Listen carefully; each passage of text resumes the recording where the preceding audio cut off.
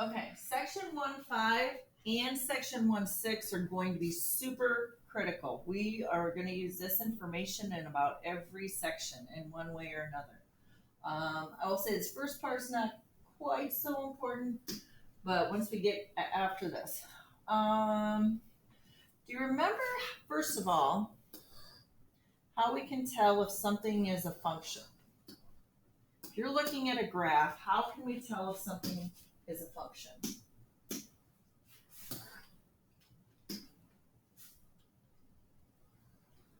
Vertical line test. So you can tell if something is a function if it passes the vertical line test.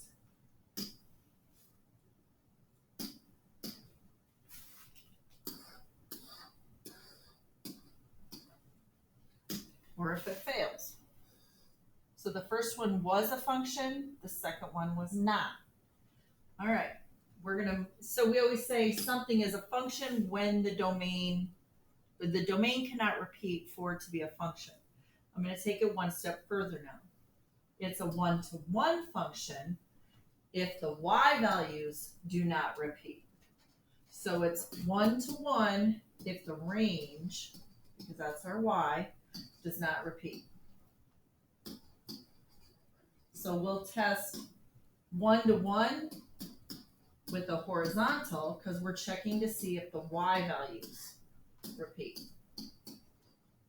Okay, so use the horizontal line test to check for one-to-one. Use a vertical line test to check if it's a function. All right, so let's think of the graph of the absolute value of x. It's just our v. And so if I use a horizontal line, it fails at almost every point. It is not one-to-one. All right. Square root of x, just the top half of a sideways parabola. So if I use a horizontal line and go all the way through, I am only touching one y value at a time. So this is a one-to-one function. They told us right away that each of them are functions, so we didn't have to check to see if it's a function. All right, inverses. I think the big thing I would say just in this spot is just that in order a function must be one-to-one to have an inverse. A function must be one-to-one to have an inverse. So it has to pass both the horizontal line test and the vertical line test in order to have an inverse. So if you recall, whenever you want to have inverse functions, you switch. I do these backwards. I switch x and y first, and then I solve for y. Switch x and y, then solve for y. This is true for equations, it's true for tables, it's true for graphs. If you have to do an inverse of a function, you switch x and y. So if you're given the function notation f of x, remember y is f of x, y is a function of x. I'm going to put the x in place of the y in place of the x. Everything else stays in the exact spot. It's literally just the x and y that trade places. Now to get y by itself, I'm going to subtract 4 from both sides, divide both sides by -2. Y is by itself, but I would always go back because y is this equation. I'm not going to leave this y. I'm going to replace it with f inverse of x equals x minus 4 divided by 2. So always make sure you end if you were finding an inverse. I guess I didn't show us one-to-one, but it's a straight line. So but always end with the notation of the inverse. All right, here's the super important part to me. All right, logarithms. First of all, we need logarithms because they are inverses of exponential. Think of it this way. We know multiply and divide are inverses. We know add, subtract are inverses. Exponential, that's your 2 to the x, e to the x, and logs are inverses, just like add and subtract, just like multiply and divide. All right? So put all of this into your base A, and we're also going to look at this.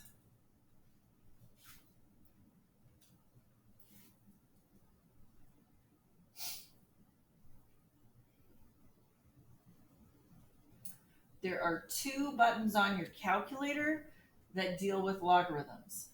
The ln x is technically just log base e, and the log that does not contain a number at the bottom is always base 10. Now, think about this. If I write x, what is the coefficient? I know it is 1 without even having to write the 1. What's the exponent? 1. I don't need to write the 1. When I see no number at the base here, I know that it's just 10. In fact, if you look on top of the log button on your calculator, it's 10 to the x. The inverse is on top. Okay. Now we call ln the natural log. They put ln even though it's natural log. I don't know why. And this one is your common log. Base 10 is your common base.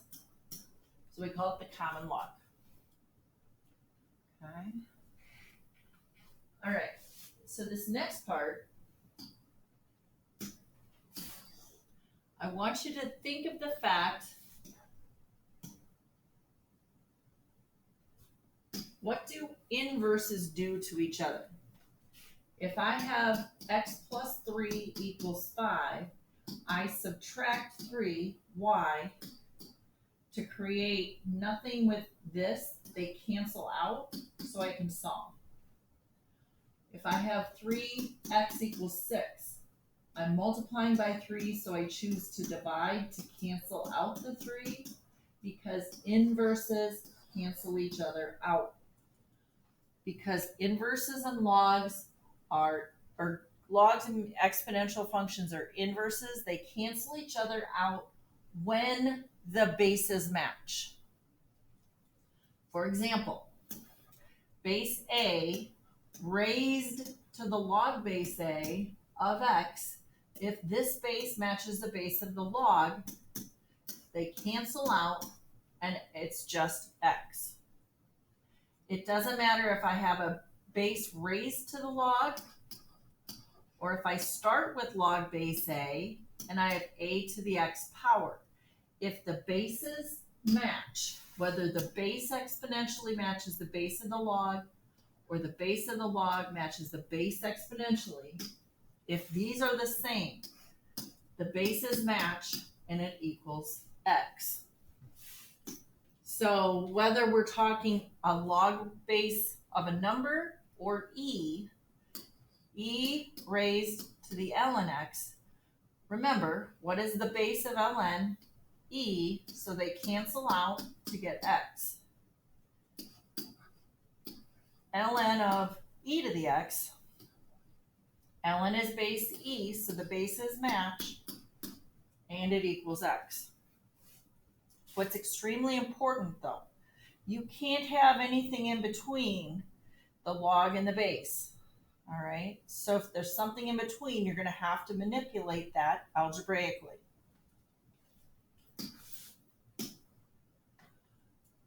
So this just wants us to solve for x using inverses. So what's the inverse of ln x is e. This is going to sound weird, but I'm just going to e both sides. So I'm raising both sides to the power of e, because this e cancels ln out and x is now by itself, and all of the right side is in the exponent of e. So I use e to cancel ln out, and I use ln to cancel e. I'm going to take ln of both sides. So ln e cancels. ln 10 just stays ln 10. Divide by 2. Be very careful. Order of operations means the ln 10 is connected. I can't take 10 divided by 2 because I have to first take ln of 10 and then divide it by 2. And you just literally leave it ln 10 divided by 2. Okay. If you had me for Algebra 2, well, I think everybody did. Every single day, to the point that you got annoyed, when we do our exponents, if bases were the same, say a squared times a to the third, when you're multiplying bases that are the same, you add the exponents, right? The same property of logarithms. If you're multiplying two numbers, you can separate each one and add the logs. Just like when you're multiplying bases and you add the exponents, if we're multiplying x and y, you can give each one its own log and add the logs. Quotient rule. When you divide, goes with subtract. So if x and y are being divided, you can give both x and y their own log and subtract. I'm going to really star this next one. We're going to use this a lot. If the x has an exponent, I'm going to write this bigger. You can take exponents if there's a log and move it to the front of the log and multiply y times the log. So we're going to use this strategy to get variables out of the exponent position. Change a base. Anytime you've got a numerical base there, you can rewrite this a lot of different ways. I'm going to give you a better example. Say I have log base 7 of 3. I can rewrite this two different ways using the logs from my calculator. I can use ln, that's what they're showing you here, where you just cover up the a. If I just cover up 7, ln 3 divided by, now you just use the base on the bottom, divided by log ln 7. You could also use the other log, the common log base 3, divided by the common log base 7. What this is saying is if you have a base here that you want to not use, you can make it base e on the top and bottom. So this is base 7. I don't want to use base 7 on this side. I'm going to put 3 over 7, base e, base 10, base 10. I could choose to make it base 4, but the two in the calculator are ln and common log of base 10. All right. Graphing logarithms. Now you saw this, you got to use your calculator with this on the test. I'm going to show you a couple of different ways. We can choose some values of x and plug them in, but I kind of want to go through maybe the back doorway first. If this is log base 2, think of the inverse function, which is your exponential function base 2. So it's basically just this base to this base 2 to the x. What would the graph of 2 to the x look like? Do you remember how I said I want to see the asymptotes? I'm just going to stop here though. If I plug in 0, my transition point goes through 1, and that's the exponential function. Now, what's the relationship between 2 to the x and log base 2 of x? They are inverses. Now, you may not remember this. I don't even know if you got to this. But inverse functions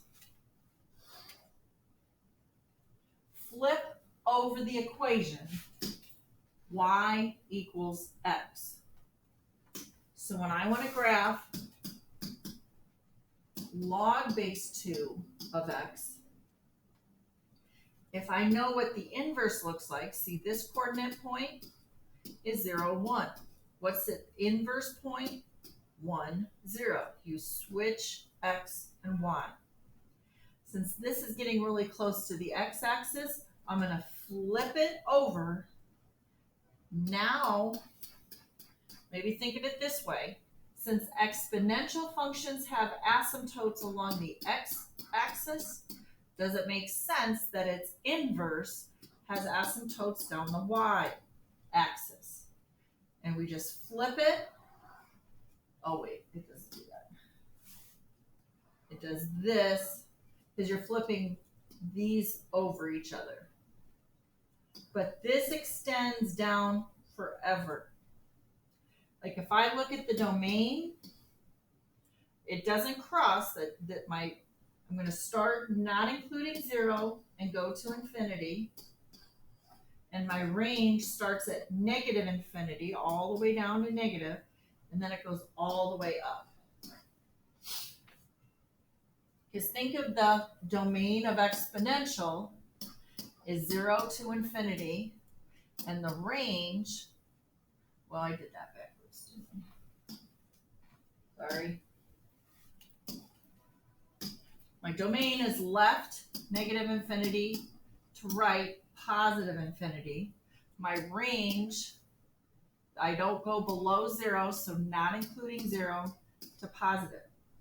Since domain is x and range is y, for inverse functions, doesn't it make sense? They switch because we switch x and y, the domain becomes the range, and the range becomes the domain when we do inverses. All right, last problem. So we had kind of worked through this a little bit on the previous section. We're investing $1,000. That's our initial amount. It earns 5.25% compounded annually. So it's our principal times 1 plus the rate to the t when it's annual. So 1 plus 0.0525 looks like that to the t. I need this 1 so that I'm growing my $1,000 plus the interest. How long will it take to reach 2,500? This is my final. Oh boy, there's no I there. This is my initial. Okay, we are solving an exponential equation because t is in the exponent. I'm going to divide both sides by 1,000 because I'm trying to get to this part. This is 2.5.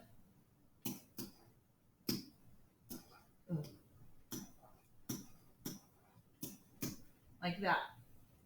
Now, the only way to get t out of the exponent is to log both sides. You can log any way you want. I always choose to ln both sides because then I can always use ln, but there's only certain situations you can use other bases, but you could always use ln. Why do we ln both sides? As soon as there's a log here, I can move the t into the front of the exponent using my power rule. And now it's t times ln of 1.0525. So I can now divide both sides by ln 1.0525. So ln of 2.5 divided by ln. This is about as exact as you can get. You can actually leave it. I would actually be okay if you left that as an answer. If you want to go to 4, actually they just went to 1 decimal. But I would be okay either way. If you choose to divide all of it out, it will put a parenthesis as soon as you ln, so make sure you end the parenthesis here before you divide by this ln. You never have to have one at the very, very end, but you need this one before you divide. Or use the fraction, that's the alpha, the green alpha, y equals. That can give you a fraction bar. And that's 1.5.